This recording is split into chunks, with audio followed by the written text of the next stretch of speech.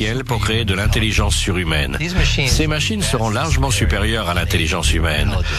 Elles nous garderont peut-être auprès d'elles, mais nous n'atteindrons pas leur niveau.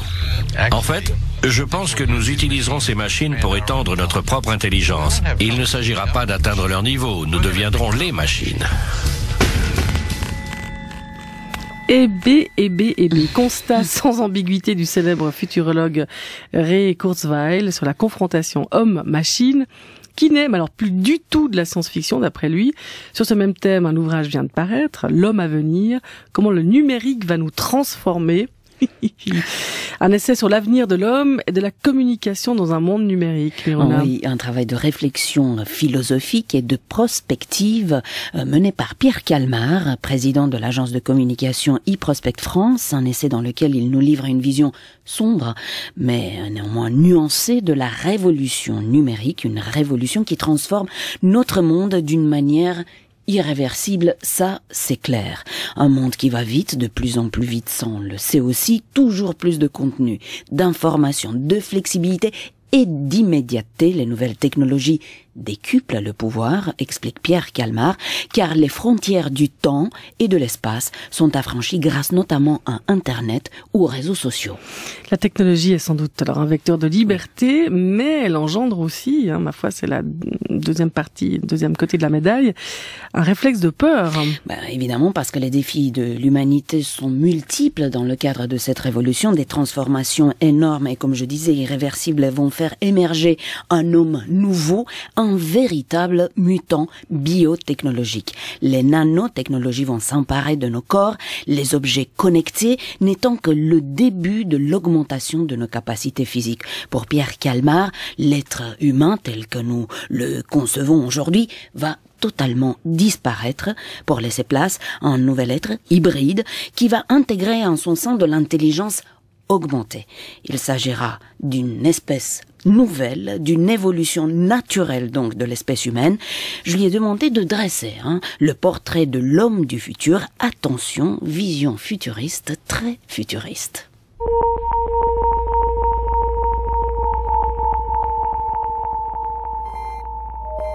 C'est vrai que l'une des caractéristiques principales de nos descendants sera très probablement d'intégrer à l'intérieur même de leur corps des puces connectées et puis bientôt des corps qui sont eux-mêmes numérisés, qui lui permettront d'être décuplés, si vous voulez, par rapport à ce que nous sommes aujourd'hui. C'est-à-dire d'être plus rapide, de pouvoir communiquer de façon instantanée sur toute la planète et peut-être demain au-delà. Il sera capable d'avoir une espérance de vie bien plus longue. Alors certains aujourd'hui parlent d'immortalité, et c'est pas moi ou simplement quelques illuminés au fond d'une grotte, c'est quand même les patrons de Google qui sont les premiers tenants de la cause de l'immortalité demain.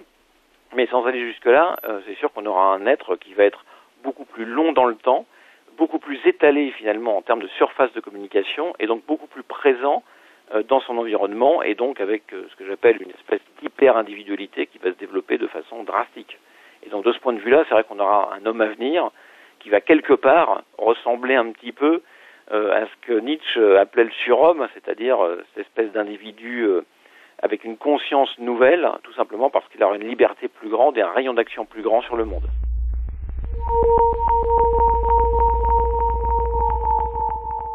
Il va être complètement protéiforme à terme, tout simplement parce que la notion même de corps sera totalement modifiée. Là, on le voit de façon, pour l'instant, très légère, avec les premières prothèses imprimées en 3D, avec des gens qui peuvent commencer à modifier leur corps. Mais demain, il est clair qu'on aura des individus qui pourront finalement s'inventer un corps complètement nouveau. Et c'est vrai qu'au niveau de la sexualité, par exemple, il est très probable qu'on aura des êtres que j'ai appelés donc plurisexuels, c'est-à-dire qu'ils choisiront demain leur propre sexualité, voire même la propre forme de leur sexe, par exemple. C'est dans tous les domaines que l'être humain va vraiment muter complètement. Et qu'il pourra inventer à la fois un nouveau rapport au monde et en même temps un corps nouveau, jusqu'à peut-être d'ailleurs la disparition totale du corps, si on se projette plus loin, puisque certains en ce moment scientifiques sont en train de tenter des expériences de numérisation du cerveau, par exemple. Ça, c'est encore quelque chose qui va nous éloigner encore plus du naturel.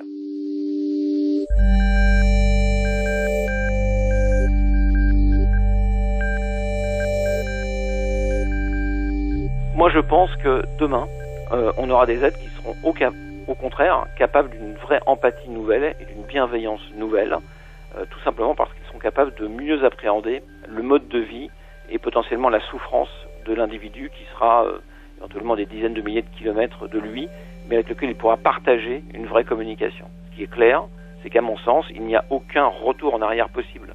L'histoire ne fait pas de retour en arrière. Et donc tous les vieux fantasmes de retour aux cavernes ou de c'était mieux avant n'ont absolument pas lieu d'être. Il se trouve que, de façon inéluctable, nous allons nous bonifier.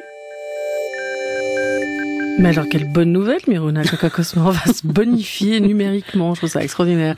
Tout de même, c'est une vision assez inquiétante, anxiogène quand même. Ouais. Mais bon, la fin de l'humanité, l'homme bionique, c'est une théorie qu'on nous ressasse quand même régulièrement.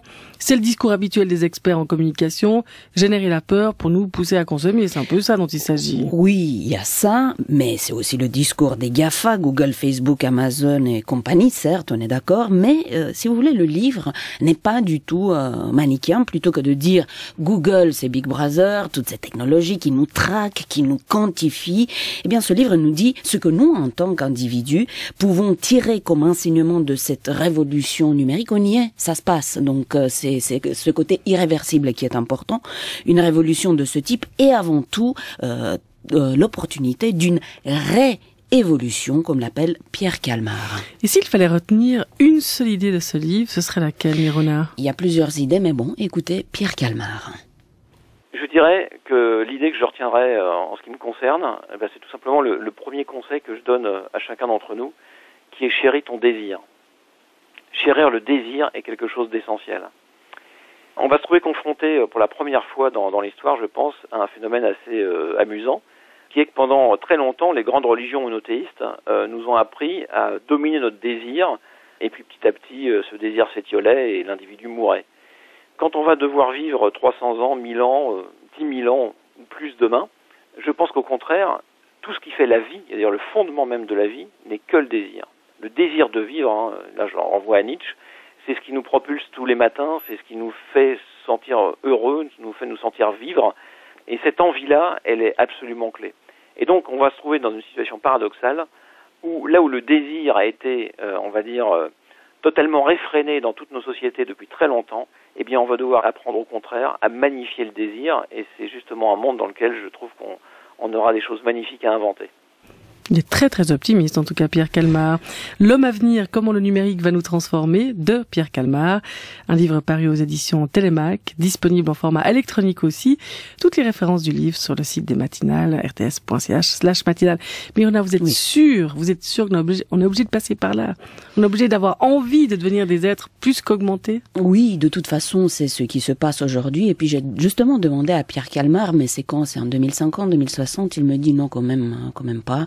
Il pense que d'ici 3 à 7 siècles, ça va se passer comme ça. Oui, c'est mais quand beaucoup. même, pensons aux autres. Mais c'est peu. Oui, c'est peu. Merci, Miruna.